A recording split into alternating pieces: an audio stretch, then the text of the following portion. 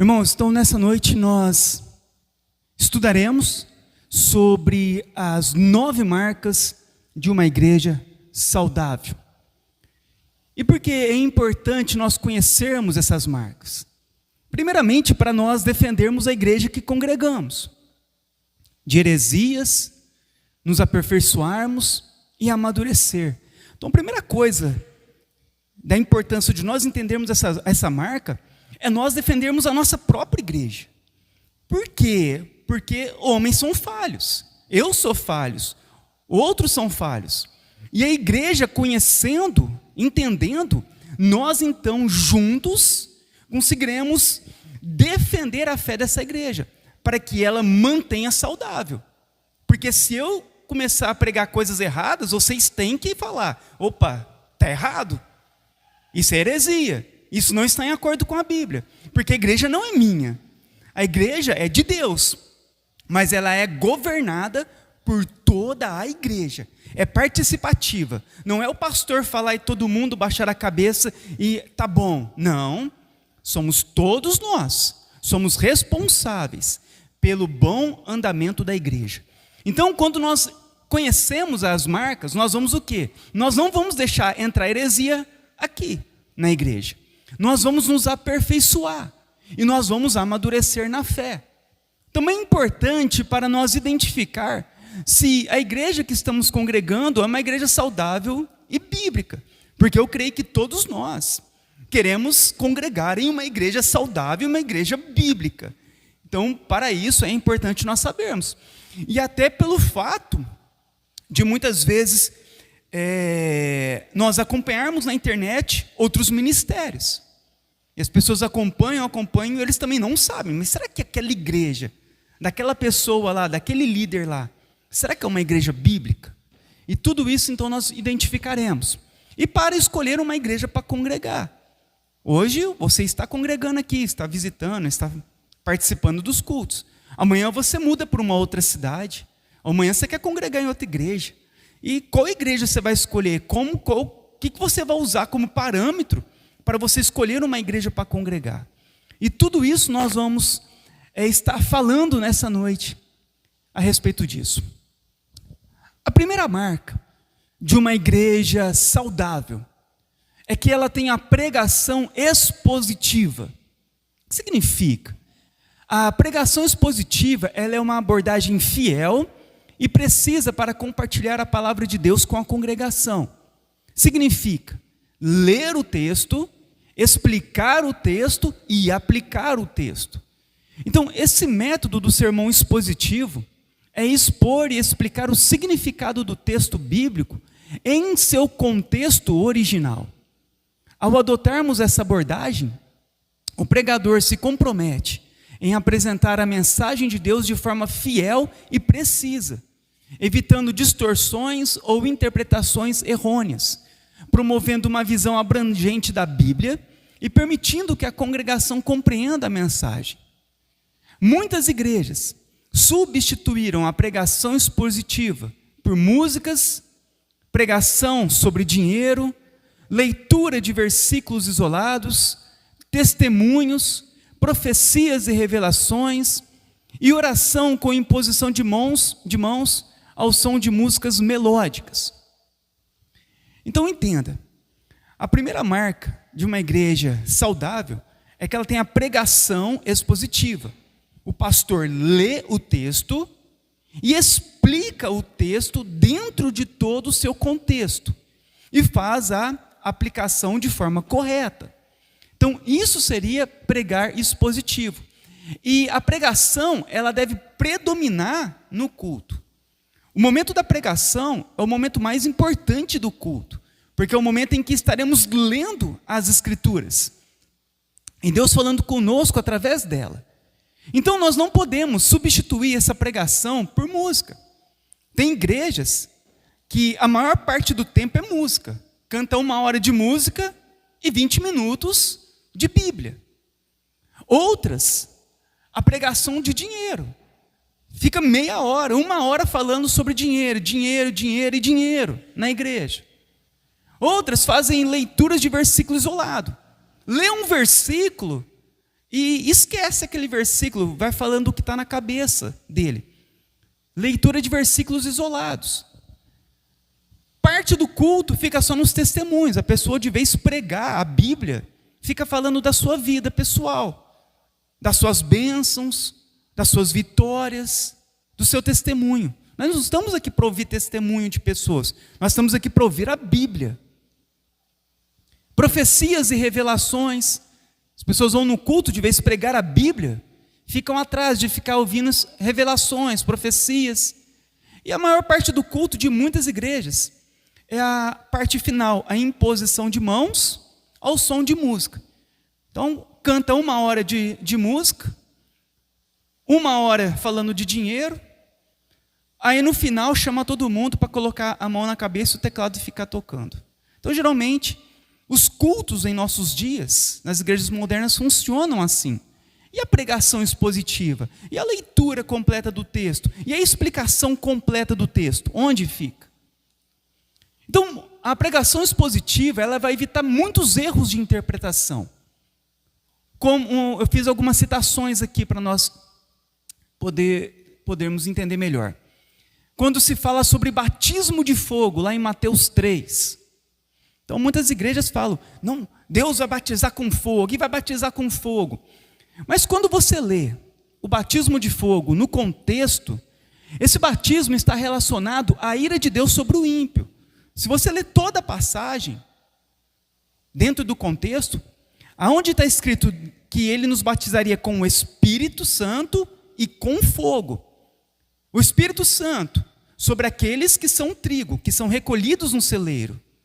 E o fogo, a condenação dos ímpios, que serão queimados como palha. Se você ler o contexto inteiro, você vai entender isso.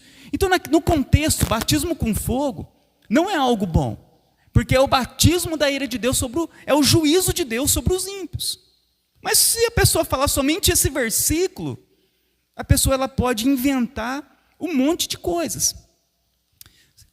Quem já não ouviu, né, nas igrejas pentecostais, neopentecostais, onde há o Espírito Santo, há liberdade. Irmãos, o Espírito Santo está aqui.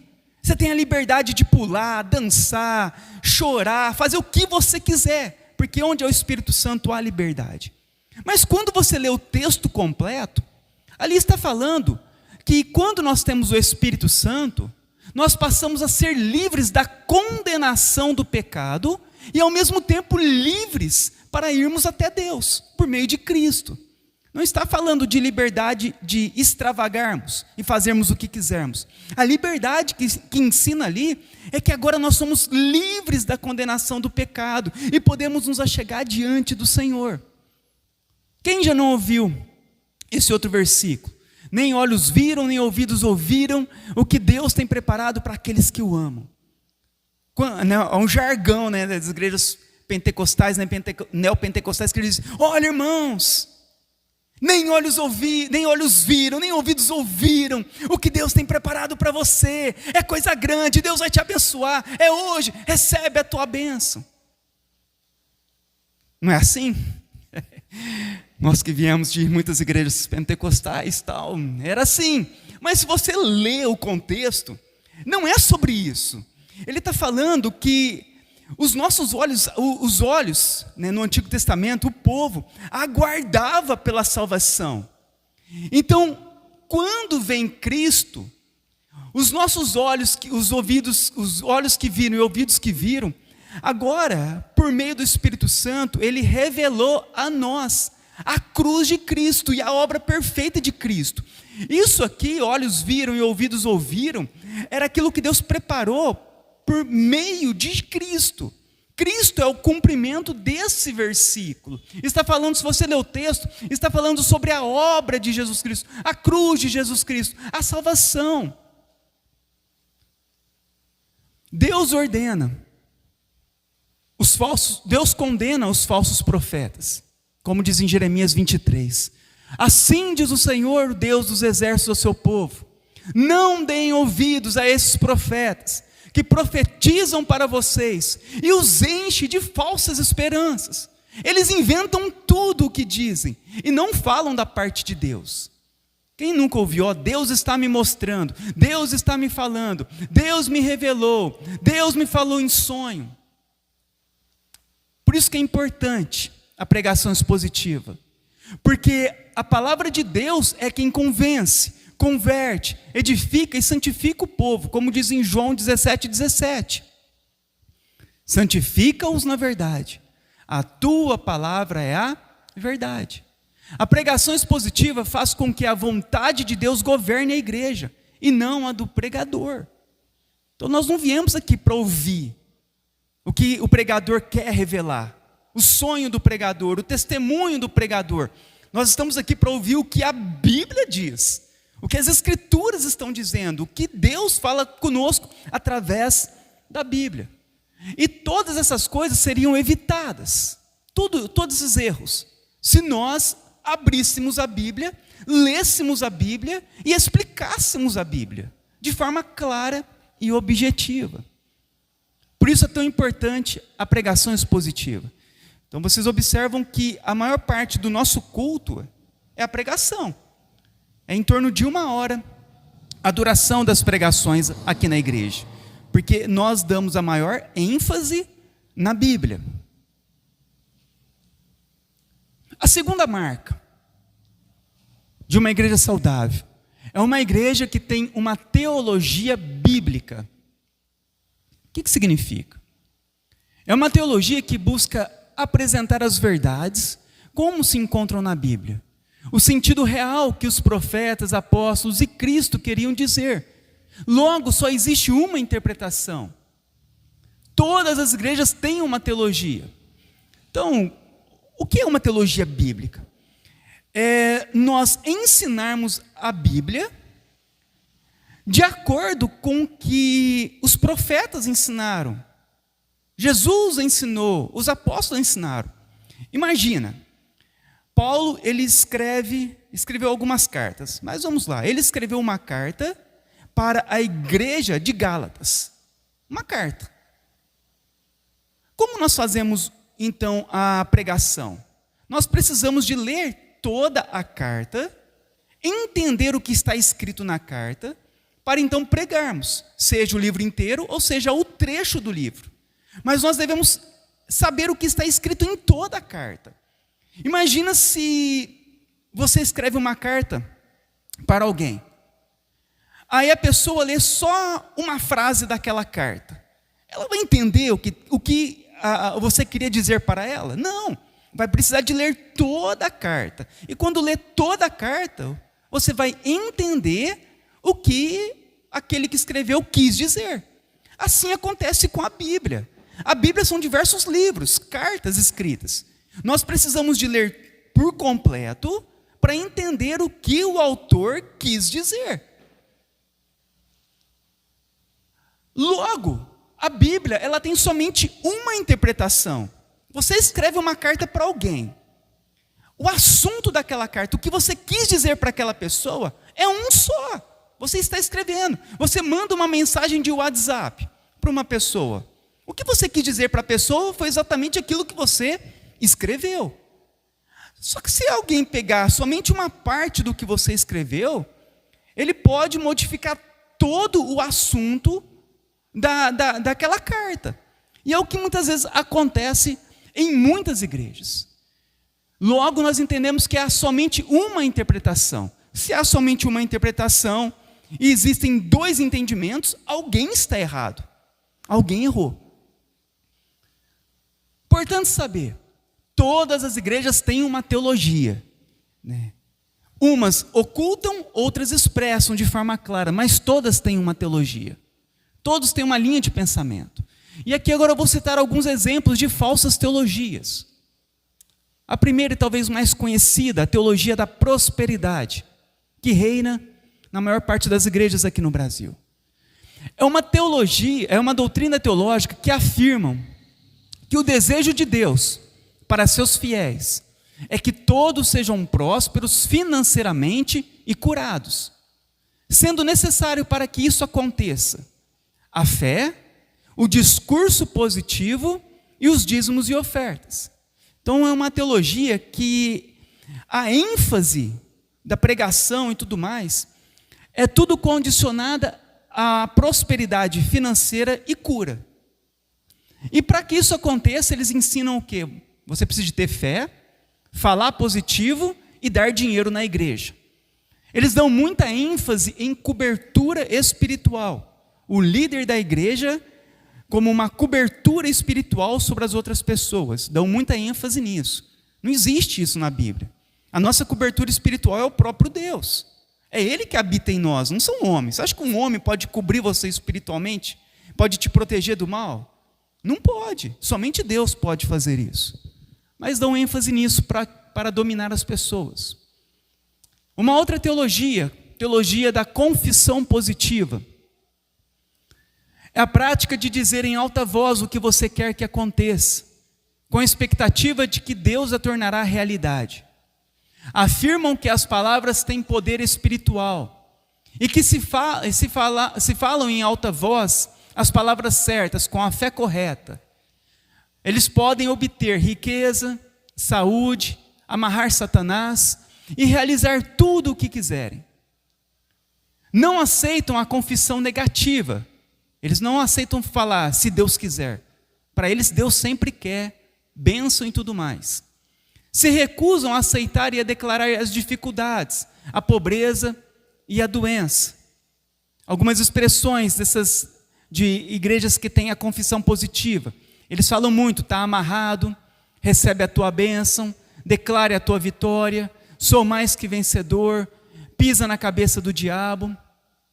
Então, a confissão positiva é uma outra linha teológica, falsa.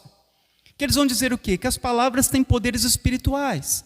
Que tudo o que você fala vai acontecer. Você tem que declarar, tem que ter fé, falar com a tua boca. Que aí você vai conquistar todas as coisas. Você vai conquistar riqueza, saúde, né, e amarrar Satanás. Falam muito disso. Né? Satanás está amarrado agora, eu te amarro agora. Eu não sei como. Que corda é essa espiritual? Pensa, irmãos, e a gente falava isso. Misericórdia. Era como se Satanás fosse onipresente. A igreja que amarra Satanás, a igreja do lado amarra Satanás, e Satanás na outra igreja, como se Satanás estivesse em todos os lugares ao mesmo tempo. Né? Satanás é apenas um anjo caído. Ele não é onipresente, não está em todos os lugares, visitando todas as igrejas, todo mundo ao mesmo tempo. E amarrar como? Com um laço invisível? Onde que está escrito isso na Bíblia? Que nós falamos, está amarrado, e aí de repente ele fica amarrado. Aí passa um minuto, ele desamarra e vai... Isso é superstição da mente humana. Não existe isso na Bíblia. Então, falava-se isso. E não aceitavam a confissão positiva. Falavam, se Deus quiser. A pessoa está doente. Eles falavam, declara a tua bênção. Declara a tua vitória. Mas e se Deus não quiser curar a pessoa? A Bíblia diz o que na oração do Pai Nosso? Nós orarmos a Deus para que seja feito a vontade dEle. Senhor, que seja feito a tua vontade. Se a tua vontade for curar, que o Senhor cure. Se não for, que o Senhor nos ajude a esse momento de luta, de dificuldade, de sofrimento. Mas é a vontade do Senhor. Nessas igrejas, nessa linha de teológica, eles não aceitam falar que você está doente. A pessoa fica doente, ela não pode falar que ela está doente. A pessoa passando mal. Você está doente, está passando mal. Não, eu estou cheio de saúde. Fala desse jeito, morrendo. Então, é uma teologia chamada confissão positiva. Não aceita falar que está passando por lutas, por dificuldades. Não pode, falar nada disso.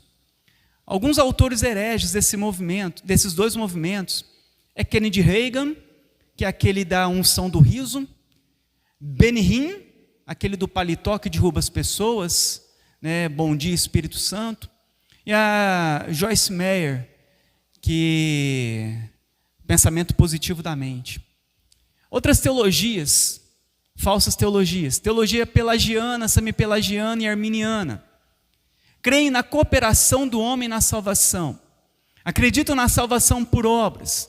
Deus fez a parte dele, agora o homem para ser salvo precisa de fazer a sua parte. Não existe certeza de salvação nessa teologia. E as pessoas podem perder a salvação a qualquer momento.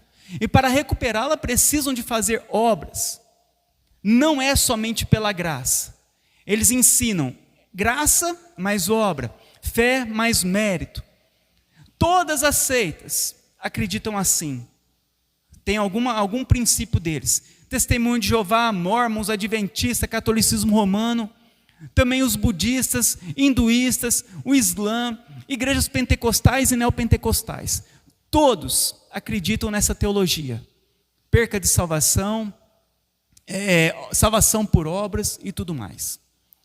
Outra teologia liberal, interpreta as doutrinas cristãs, levando em consideração o conhecimento moderno, a ciência e a ética. O liberalismo teológico enfatiza a importância da razão e da experiência acima da autoridade da Bíblia.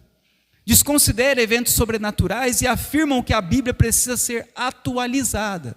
Então eles vão dizer que a Bíblia é muito antiga e precisa ser atualizada. Eles dizem, na época que a Bíblia foi escrita, eles não aceitavam o homossexualismo. Hoje a sociedade aceita, então devemos aceitar também. Atualizar a Bíblia nesse sentido. Então aquilo que não se aceitava antes, eles dizem que era cultural. Então é muito antiquada a Bíblia. 4.000 anos, 2.000 anos, é muito velha. A sociedade mudou, os pensamentos mudaram, tudo mudou. Então nós também devemos mudar e atualizar a Bíblia. É a teologia liberal. Se você algum dia ouvir alguém falar que tem que atualizar, ou que a Bíblia contém erros, ou que a Bíblia não é totalmente a palavra de Deus, ou tem coisas que não estão certas, fuja desse pensamento. Por quê? Faz parte da teologia liberal. Outra teologia é a teologia da libertação. É uma abordagem teológica que enfatiza a libertação dos oprimidos. Envolve análises socioeconômicas esquerdistas, com a preocupação social com os pobres e a libertação política dos povos oprimidos, conhecida aqui no Brasil como missão integral. É a teologia da libertação. A ênfase é libertar as pessoas, os pobres, da opressão dos ricos. Então, muito das igrejas que se alimentam disso são igrejas que têm um modelo que seguem a linha de esquerda, a linha comunista. Então tem muitas igrejas hoje no Brasil. Então a ênfase deles é essa parte socioeconômica. Não é o evangelho, não é pregar Cristo, anunciar arrependimento, mas é tratar desses assuntos. A ênfase deles é essa.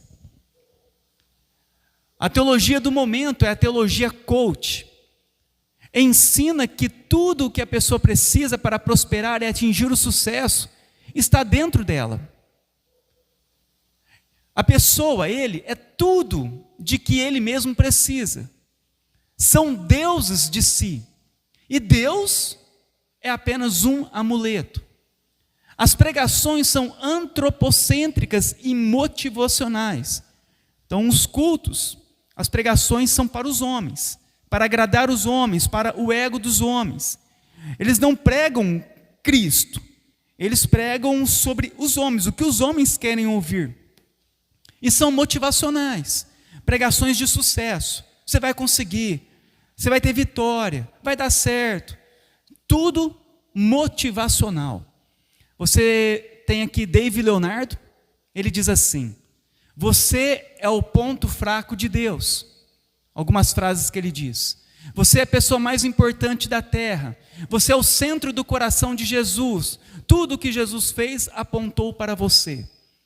Então são pregações antropocêntricas, a qual exaltam as pessoas, exaltam o homem. Então, se o pastor começar muito a exaltar o teu ego, muito para você e tudo mais, é a teologia coach, é a exaltação do homem. Nós estamos aqui para exaltar Cristo e não nós. Outro, Tiago Brunet, ele diz assim, ele afirmou que Deus tem o lápis do destino e o homem a borracha das decisões. O que significa que o homem pode mudar a vontade de Deus. Ele fala, Deus tem o lápis, mas o homem tem a borracha. Deus escreve, mas o homem apaga o que Deus escreveu. Ou seja, O homem é soberano, é o homem que no final decide. Nós temos outros pastores envolvidos nessa linha coach. Cláudio Duarte, a Vitória Souza, Vitor Azevedo, todos fazem parte da teologia coach. Culto antropocêntrico, culto motivacional. Então os pastores devem ensinar a sã doutrina de forma bíblica e correta. E quando não há análise do texto, e colocamos nossas ideias nele, a visão do ministério, e repassamos para a igreja, as pessoas são doutrinadas a pensarem errados, e assim ensinam outras erroneamente. Precisamos entender que a Bíblia é a revelação final de Deus. Então nós não estamos aqui para colocar as nossas ideias. Eu não estou aqui para ler um versículo e falar as minhas ideias, as minhas convicções.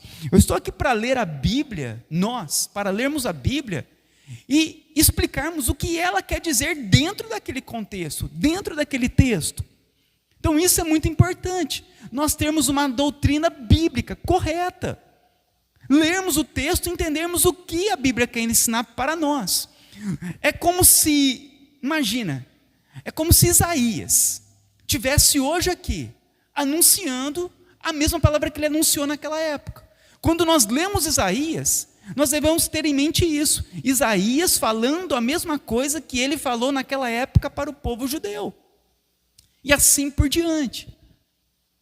Qual é a nossa doutrina? Qual é a nossa teologia aqui na igreja? A nossa teologia é conforme o próprio nome da nossa igreja. Ela é batista reformada. O que significa? Batista, porque vem do batismo por imersão.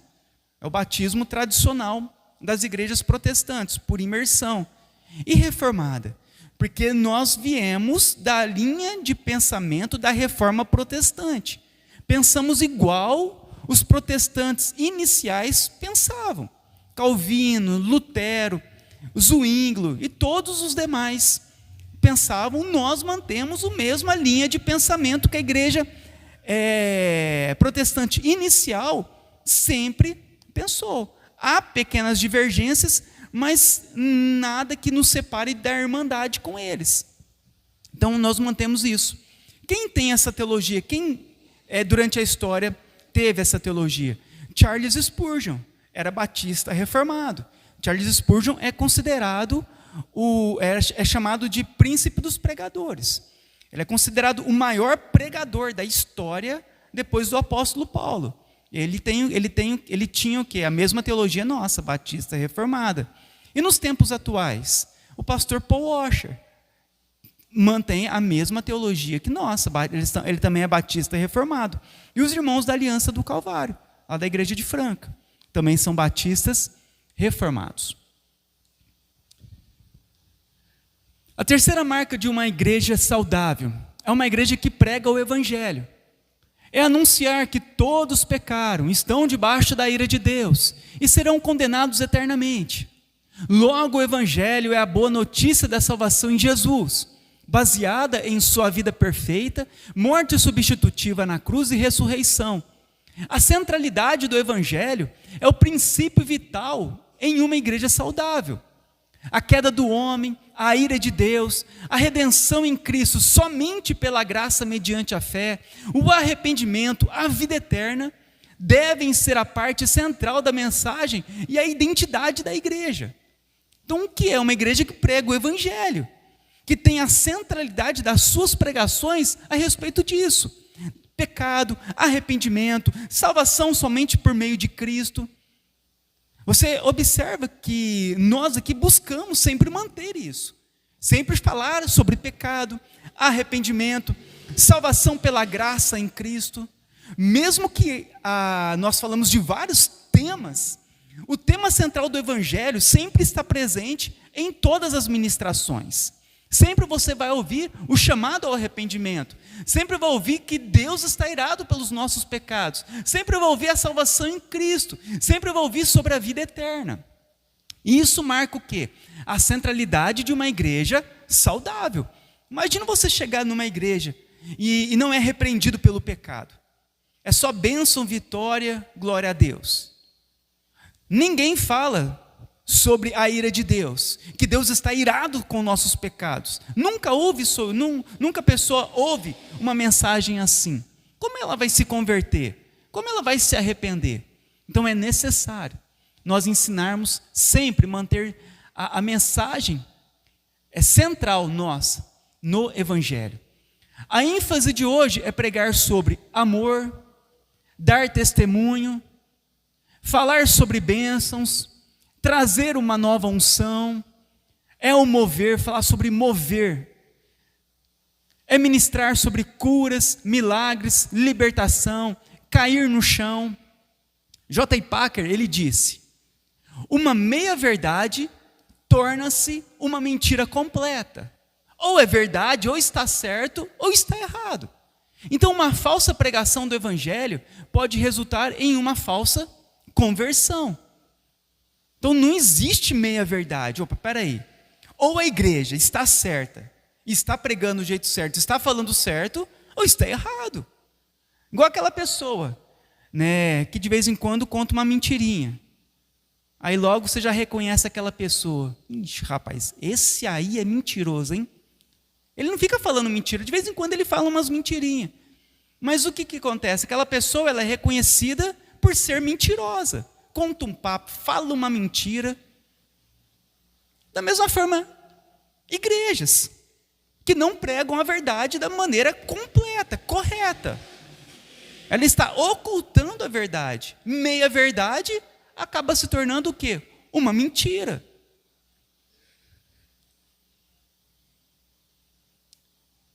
A quarta marca é ter o entendimento correto da conversão.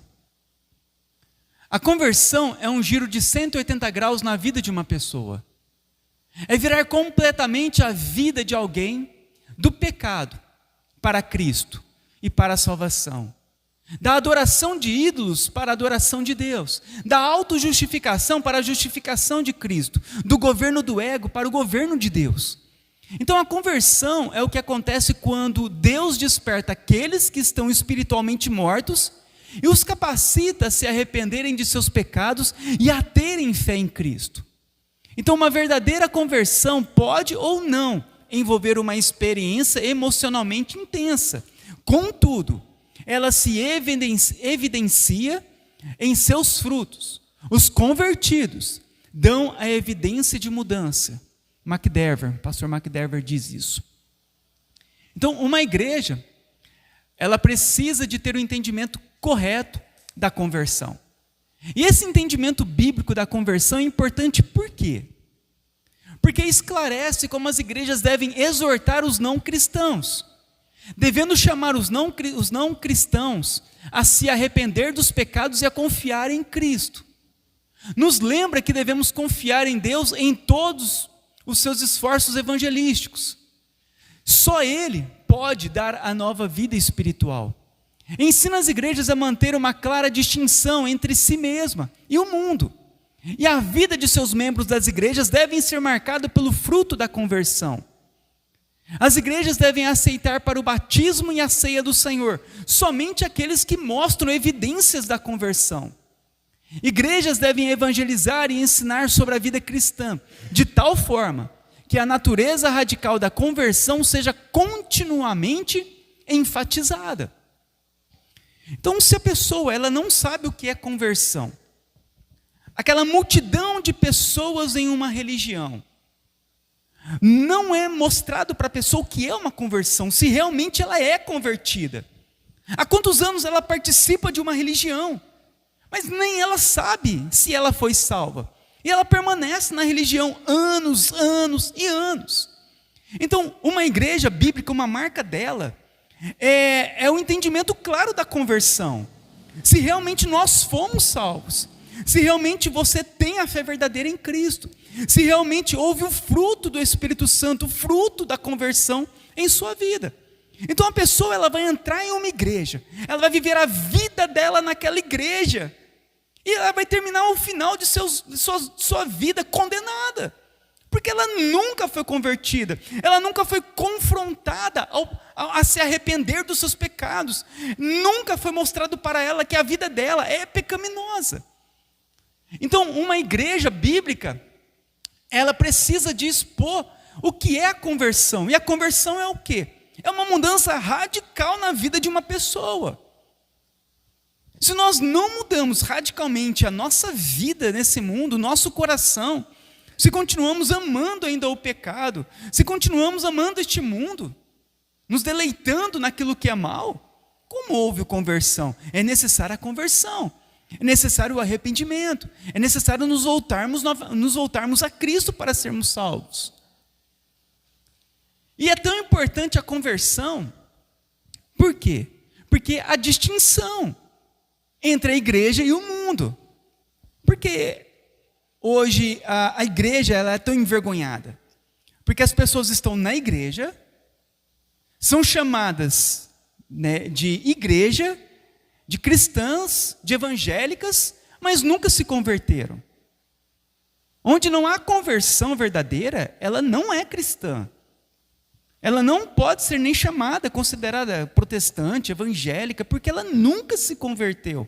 Ela nunca se tornou verdadeiramente cristã. E é tão importante a conversão, porque para a pessoa ser batizada e participar da ceia, ela tem que mostrar evidências da conversão. A quinta marca de uma igreja saudável é uma igreja que faz evangelismo. A igreja saudável entende e se engaja no evangelismo como proclamação da mensagem do evangelho a todos, tanto dentro quanto fora da igreja. Ela busca alcançar e impactar a comunidade em que está inserida. A base para o entendimento bíblico do evangelismo está nas palavras de Jesus registradas nos evangelhos, como em Mateus 28, onde ele comissiona os seus discípulos a irem e fazerem discípulos de todas as nações, batizando-os, ensinando-os a obedecerem a tudo o que ele ordenou. Então, uma igreja saudável entende que a grande comissão é uma responsabilidade dada por Deus a todos os crentes, e não apenas a um grupo seleto de pessoas. Então, é uma igreja que se envolve com o evangelismo. Tanto o evangelismo de uma forma marcada, como nós fazemos o evangelismo todo mês nos 2 asilos aqui da cidade, e eu também faço a capelania na polícia militar. Então eu dou estudo bíblicos para os policiais militares aqui na cidade. Então nós já fazemos de forma fixa alguns evangelismos, mas não somente isso. Nós precisamos também no nosso dia a dia fazermos evangelismo pessoais. Todos nós pregarmos o evangelho onde nós estamos inseridos na sociedade. Então isso faz parte de uma igreja, o evangelismo. Uma igreja tem que evangelizar, uma igreja tem que ganhar novas vidas. Isso é importante para nós. O evangelismo bíblico, o que é? Ele é centrado em Jesus Cristo e em sua obra redentora. A proclamação do evangelho envolve o chamado ao arrependimento, finalizando com a boa notícia da salvação em Jesus, Filho de Deus, que morreu pelos nossos pecados e ressuscitou para oferecer a vida eterna a todos os que creem nele. Então, uma igreja saudável compreende a importância de compartilhar essa mensagem central e de convidar as pessoas a se arrependerem e colocarem a sua fé em Jesus como seu Senhor e Salvador. Então, o evangelismo é essa proclamação, é o chamar a pessoa ao arrependimento, é mostrar para a pessoa que ela está vivendo no pecado, que ela está no caminho errado, que ela precisa então se arrepender deste caminho e colocar a fé dela em Cristo. Isso significa evangelismo. Por isso, não é evangelização levantar a mão no final do culto para receber Jesus. Então não é. Você já começa a observar igrejas que no final do culto chama as pessoas para receber Jesus. Quem aqui quer receber Jesus? Aí a pessoa levanta a mão, vem aqui então que eu vou orar para você. Não é ensinado isso na Bíblia em nenhum lugar. Jesus nunca ensinou isso. Depois que ele acabou de pregar, ele perguntou: quem quer me receber aqui nesta noite? Ou os apóstolos, quem quer receber Jesus? Não, isso não é evangelismo. Não é levantar, e muitas vezes isso é tão terrível, que a gente olha para isso e fala, nossa, mas o que tem? No final do culto, a pessoa fazer a oração do pecador. O que tem? Que muitas pessoas acham que foram salvas porque fizeram essa oração. Eu conheço pessoas que porque fez a oração, ou porque ela viu alguém fazendo a oração, e falar, ó Senhor, escreve meu nome no livro da vida. Ela achou que ela foi salva naquele momento por causa daquela oração. Sem conhecer o Evangelho, sem se arrepender dos pecados. Então, muitas práticas são tão terríveis, porque a pessoa acha que foi salva por causa disso. Então, isso não é verdade. Levantar a mão. Então, se uma igreja que você frequentou, que tem esse costume, você já sabe que não é uma igreja bíblica, porque isso não é ensinado nas Escrituras. E nem cartaz no semáforo. Vamos evangelizar? Vamos. Vamos fazer um cartaz, então, de um coração falando, Jesus te ama. Na hora que fechar o semáforo, nós colocamos o cartaz na frente dos carros, Jesus te ama. Isso não é evangelização, fazer isso. Evangelizar é explicar que todos pecaram e só podem ser salvos por Cristo. É uma mensagem, é uma explicação, é uma história que é levada aos ouvidos das pessoas e que o Espírito de Deus move ao coração. Nós devemos avisar para elas, alertar elas. A pessoa está no maior pecado, bebendo, drogada, e você chega com cartaz, Jesus te ama. Qual mudança ela vai ter? Qual reação ela vai ter? Olha, o jeito que eu estou, Jesus me ama. Para que eu preciso de mudar? Então, o entendimento correto do Evangelho leva a uma prática correta da evangelização. O McDever diz assim, a evangelização não é fazer tudo o que pudermos para que uma pessoa tome uma decisão a favor de Cristo. E também não é impor aos outros as nossas opiniões. Então, a evangelização não é você insistir para a pessoa aceitar Jesus. Tem pessoas que ficam até briga. Não, você tem que aceitar Jesus, você tem que ir para a igreja. Não é isso. Evangelizar é você falar para a pessoa essa história. Todos pecaram, todos precisam de Deus, todos estão condenados. E somente Cristo pode nos salvar. Você precisa de se arrepender dos seus pecados e colocar a tua fé em Cristo, porque somente Cristo viveu uma vida perfeita e morreu pelos nossos pecados. É isso. Essa é a mensagem. Não é insistir para a pessoa, é nós anunciarmos a mensagem. Se Deus quiser salvar aquela pessoa, Ele vai salvar. Aquelas palavras cairão no coração dela e Deus a atrará para Ele. Mas se Deus não quiser salvar, aquela mensagem foi apenas uma mensagem de condenação para aquela pessoa. E também não é impor as nossas opiniões. As pessoas ficam impondo aquilo que nós pensamos. Não é ficar discutindo. É apenas anunciar. Todos precisam se arrepender. E somente Cristo pode nos salvar. Então isso é um evangelismo bíblico, correto. A sexta marca de uma igreja saudável é que ela tem uma membresia formal. De acordo com a Bíblia, a membresia em uma igreja local é um compromisso que todo cristão deve fazer. Inclui frequentar, amar, servir e se submeter a uma igreja local. A membresia bíblica é importante porque a igreja apresenta ao mundo o testemunho do próprio Deus.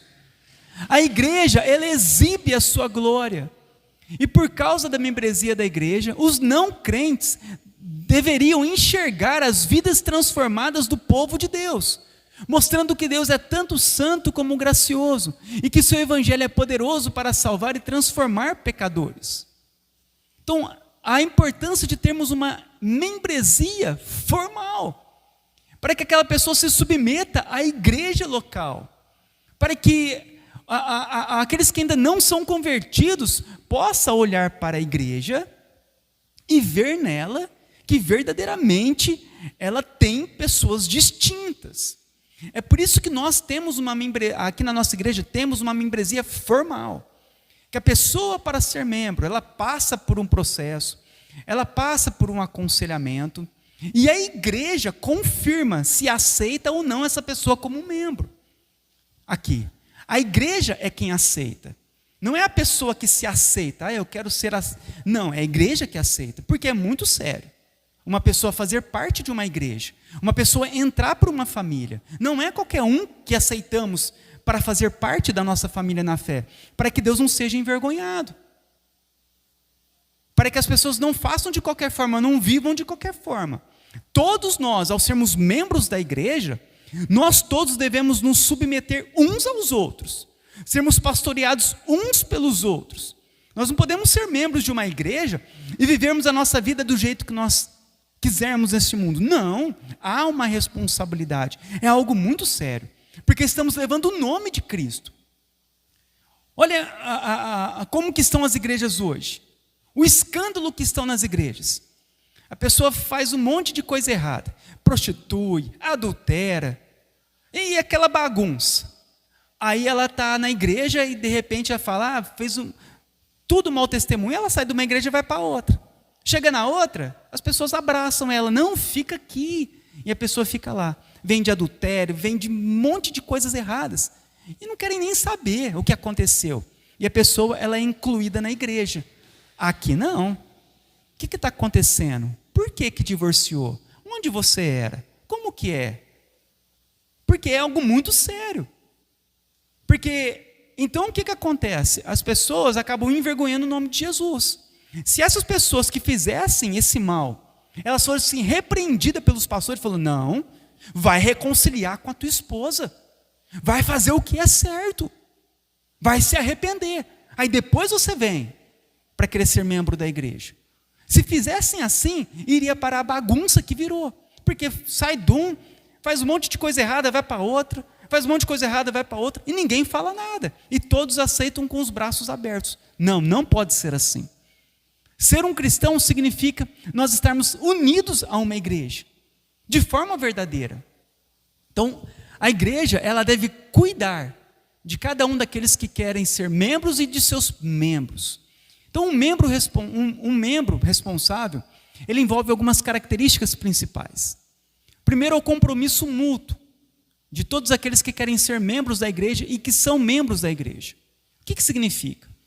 É um compromisso mútuo entre a igreja e seus membros. A igreja se compromete a cuidar, nutrir e pastorear os seus membros, enquanto os membros se comprometem a se submeter à liderança e aos ensinamentos da igreja. É uma relação de amor, cuidado e sujeição mútua.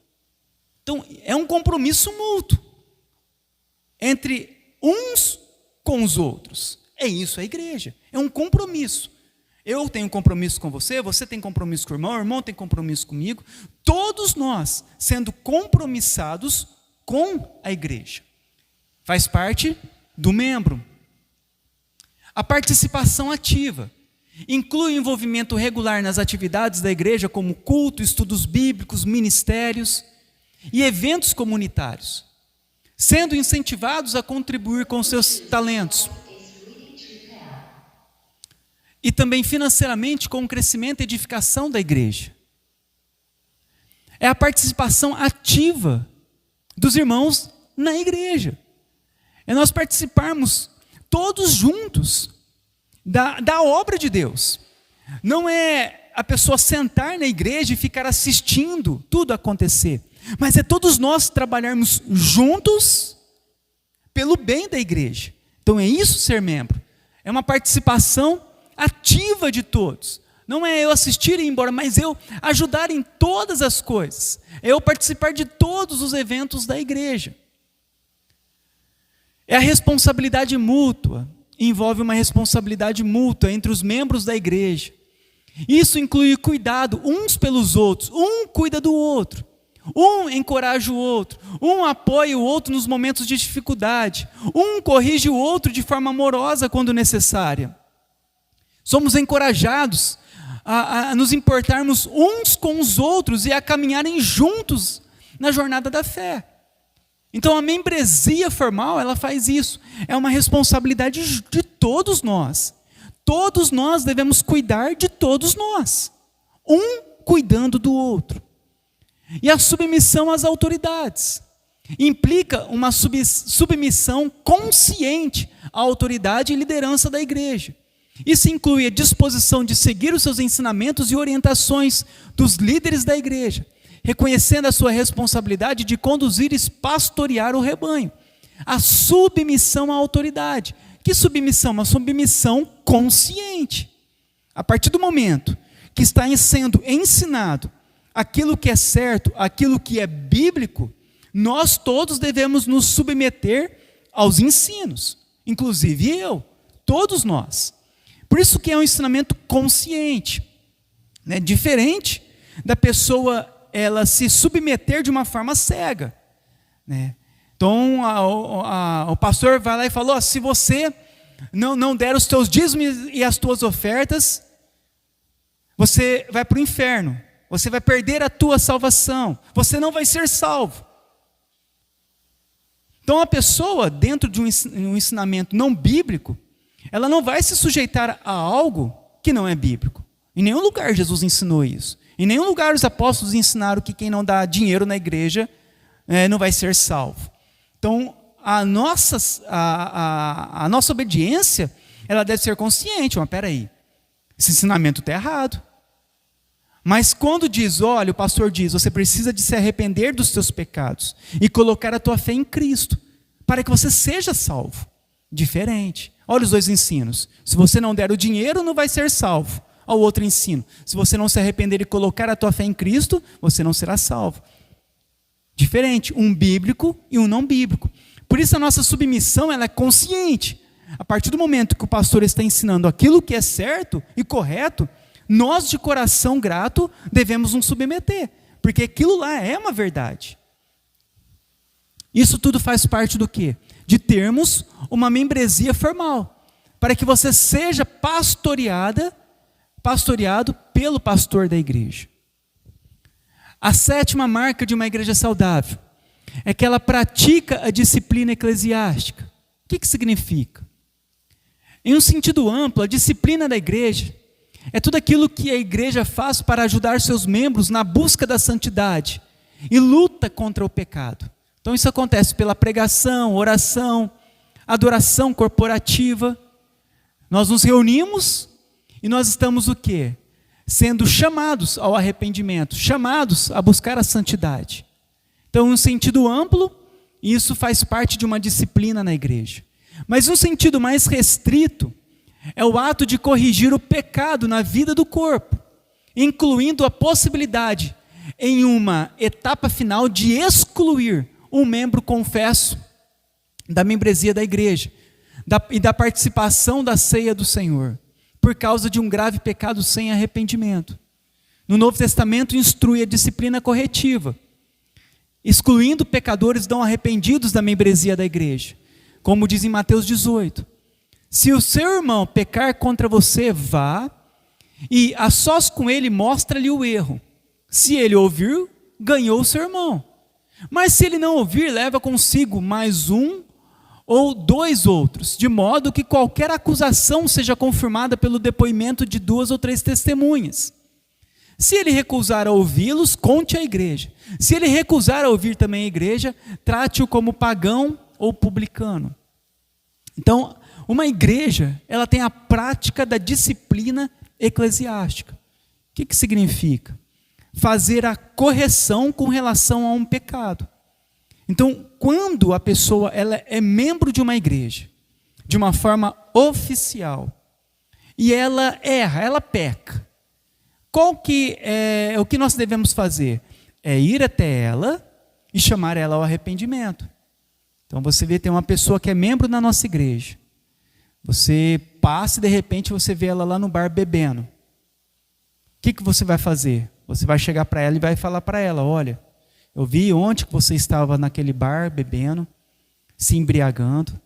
Não é um lugar para você estar frequentando. E você também não deve se embriagar. É pecado. Se aquela pessoa reconhecer que estava errado e falar: realmente, eu pequei, e se arrepender, encerrou o assunto. Ela está em paz com Deus. Mas se ela continua com o coração duro, e ela continua a frequentar aqueles lugares e se embriagar. Aí leva-se outra testemunha e fala, olha, está vendo aquele irmão? Olha o nosso irmão lá, ó. Olha o que ele está fazendo. Aí agora os 2, 3 vão chamar a atenção desse irmão para que ele se arrependa. Se aquele irmão, nessa segunda vez, se arrepender, encerrou o assunto. Ele está novamente em paz com a igreja. Mas se ele continuar duro de coração e não se arrepender, agora nós falamos à igreja, olha, o irmão tal, ele está frequentando lugares indevidos, ele está se embriagando, já falamos para ele várias vezes, ele em nenhum momento se arrependeu, então nós estamos passando para a igreja, agora a igreja toda vai até esse irmão e vai chamar ele ao arrependimento. Se ele se arrepender, está em paz, novamente ele é restituído à membresia da igreja. Mas se ele continua duro de coração e não quer ouvir ninguém, mas ele não quer ouvir os irmãos e não se arrepende, o que acontece? Esse irmão então é excluído da membresia da igreja. Então ele não faz mais parte da igreja.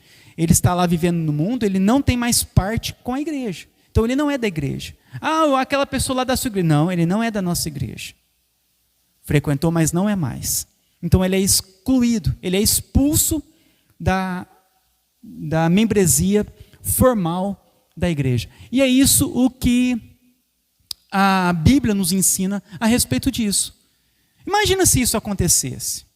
Imagina se a disciplina acontecesse e a igreja chamasse as pessoas ao arrependimento. As igrejas iriam estar o quê? Cada vez mais santas, purificadas. Mas não é o que nós vemos hoje. A pessoa peca e faz de conta que não está pecando. E continua vivendo no pecado, envergonhando a igreja de Cristo. No Novo Testamento fala sobre a disciplina formativa. Nossos esforços para crescer em santidade juntos. E em inúmeras passagens sobre a busca da santidade e da edificação um dos outros na fé, tais como em Efésios 4. Antes, seguindo a verdade em amor, cresçamos em tudo naquele que é o cabeça, Cristo, de qual todo o corpo bem ajustado e unido pelo auxílio de todas as juntas cresce e edifica-se a si mesmo, em amor na medida que cada parte realiza a sua função. Então a igreja saudável, ela exerce a disciplina bíblica, buscando corrigir e restaurar os membros que se desviam do ensino e do comportamento cristão. Isso é feito com amor, humildade e em busca do bem-estar espiritual dos envolvidos. E a disciplina possui algumas características. Eu não vou passar aqui, não vou ler, depois eu passo para vocês no grupo essas características. A 8ª marca é uma igreja que promove discipulado. A Escritura ensina que um cristão vivo é um cristão em crescimento, ou seja, segundo a Escritura, todo cristão deve crescer em Cristo, imitar os cristãos piedosos e incentivar outras pessoas em seu crescimento com Cristo. Promover o discipulado bíblico e crescimento é importante porque nenhum de nós somos produtos acabados. Até que morramos, todos os cristãos vão lutar contra o pecado. E o discipulado é ajudar todos a crescerem na fé, conhecimento, amor e santidade. Envolve o ensino da Bíblia, o cuidado e o crescimento espiritual. Isso traz evidências na igreja, como interesse por missões, os mais velhos querendo ensinar os mais novos, amor pela oração e intercessão. Observa-se que as conversas são a respeito da vida com Deus, dão bom testemunho. Quando achamos uma igreja composta de membros que crescem na semelhança de Cristo, quem recebe glória? Deus a recebe. Então, uma igreja bíblica, ela promove esse crescimento coletivo. Não é um crescendo, mas é todos crescendo juntos. Porque um precisa do outro. Um precisa do dom que está no outro. E todos são importantes na igreja. Então, todos devem serem ajudados nesse crescimento. Porque a nossa igreja, ela não é regida por um líder, que o líder é o dono da igreja e manda em tudo. Não, é regida pela congregação. Cada um é importante na igreja. E por isso todos devem crescer juntos. Todos devem manter essa fé saudáveis juntos. E isso vai acontecer com o discipulado, com o ensino, como os estudos bíblicos que nós temos, o cuidado pessoal e o crescimento espiritual. É o desejo de ver todos crescendo, porque assim a obra pode crescer mais rápida e ela fica mais leve, uma vez que todos estão trabalhando pela igreja. E a última marca, a 9ª marca, de uma igreja bíblica, saudável, é uma igreja que tem uma liderança bíblica. A igreja local, ela deve ser conduzida por uma pluralidade de homens piedosos e qualificados. Ela não pode ser episcopal e nem liderada por mulheres. Então, uma igreja saudável, ela é uma igreja que tem uma pluralidade na liderança. O que significa? Que é uma igreja regida por vários líderes e não somente um. Hoje, a maior parte das igrejas pentecostais e em especial neopentecostais, as igrejas têm dono. Então, o dono da igreja manda e desmanda, faz o que ele quer com a igreja. Então, é uma liderança episcopal. É igual o papado. O papa é o líder da igreja católica romana. O que o papa disser vai servir como regra para todas as outras igrejas. É o que nós chamamos é a liderança episcopal. Uma pessoa sendo líder da igreja. Nós entendemos que isso está errado. Porque se uma pessoa ela errar, todos erram. Então nós precisamos do quê? De uma liderança plural. A nossa igreja ela é congregacional. O que significa? Significa que ela é governada por toda a igreja. Toda a igreja tem voz na igreja. Todos nós. Aquela história que você não pode falar nada para o pastor, ou que se o pastor falou, todo mundo tem que baixar a cabeça e aceitar. Não é assim aqui. Aqui todos têm voz. Aqui todos votam, os que são membros da igreja. Então todos decidem juntos. Não é o pastor que decide pela igreja. Toda a igreja decide pela igreja. E nós aqui temos essa liderança, ela é congregacional. A igreja, nós temos os diáconos e tem eu como pastor. Eu não estou aqui, nem os diáconos foram colocados pela nossa cabeça. Vocês lembram que quando foi preparado os diáconos, inclusive eu para pastorear, foi a igreja que aceitou. A igreja levantou a mão e falou, nós concordamos que esses irmãos sejam os oficiais da igreja. Então foi a igreja que votou, a igreja que concordou, a igreja que nos colocou na liderança. Da mesma forma, aqui, a igreja tem poder para tirar aqueles que ela colocou. Se amanhã vocês não quiserem que eu continue como pastor, vocês podem escolher outro para ficar em meu lugar, como pastor titular. Certo? Nós temos os oficiais, em breve teremos outros presbíteros também comigo. Mas a igreja, ela tem esse poder aqui. Diferente em muitas igrejas. Em muitas igrejas o pastor é o dono, que todo mundo fica calado, então o pastor dá banco para todo mundo. Aqui não. Aqui a igreja tem poder de dar banco para o pastor. Para vocês verem como que funciona numa igreja bíblica. Se eu fizer algo errado, se o meu procedimento for errado, a igreja pode me chamar a atenção, inclusive me dar advertência e me colocar de disciplina. Eu não sou maior do que vocês, não tenho mais unção do que vocês, nada disso. Apenas assumo uma responsabilidade de ensino, de dons de pastor e mestre aqui na igreja. Fora isso, irmãos, como vocês têm outros dons. Fora isso, eu sou um membro da igreja como todos vocês. Entendam isso. Talvez vocês me venham aqui pregando e achem que o pastor é superior. Não sou. Nenhum pastor é. Eu sou membro como cada um de vocês. E assim os diáconos, viu? São membros também da igreja. Se a igreja vê que algo está errado, a igreja tem poder para mudar toda a situação. É por isso que a liderança tem que ser bíblica. pluralidade de homens liderando, juntamente com a igreja. Não pode ser episcopal uma pessoa mandando e nem liderada por mulheres. Paulo estabelece as qualificações para os líderes em 1 Timóteo 3 e Tito 1. E uma pluralidade de líderes na igreja local, Atos 14, 23. E são chamados para apacentar as ovelhas com a palavra de Deus, guiar o rebanho e proteger de lobos. Então a igreja saudável, ela é liderada por uma equipe de homens preparados, em vez de depender apenas de um líder central.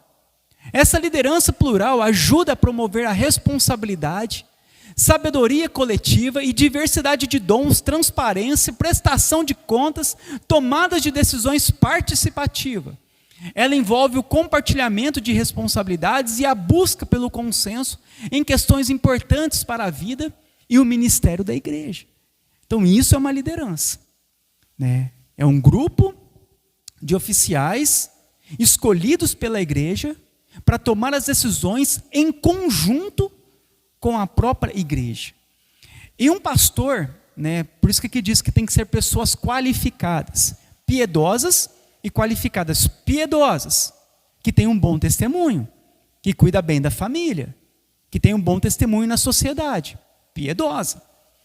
E qualificadas, que conheçam, que entendem, que estudam. Então, os pastores precisam estudar para ensinar. Eu não estou ensinando aqui da minha cabeça, então precisei de estudar. E eu estudo, eu faço seminário. Estou no último ano do seminário, terminando o seminário. Então, eu estou estudando. Né? Depois de 4 anos, faz 3 anos que eu estou, né? Estou no último ano, no 4º ano agora. E estou para finalizar esse ano o meu seminário e formar teologicamente. Mas precisa estudar, então tem que ser qualificado. Não é somente ter a unção, né? O irmão orou em língua, tem unção, pronto. Já é pastor. Para com isso. Tem que estudar, conhecer, entender, porque vai ensinar. E se ensinar tudo errado? Então precisa conhecer. Então envolve uma liderança dessa forma. Com relação a ser liderada por mulheres. Nunca uma mulher liderou, foi pastora de uma congregação, nem na Bíblia e nem na história da igreja.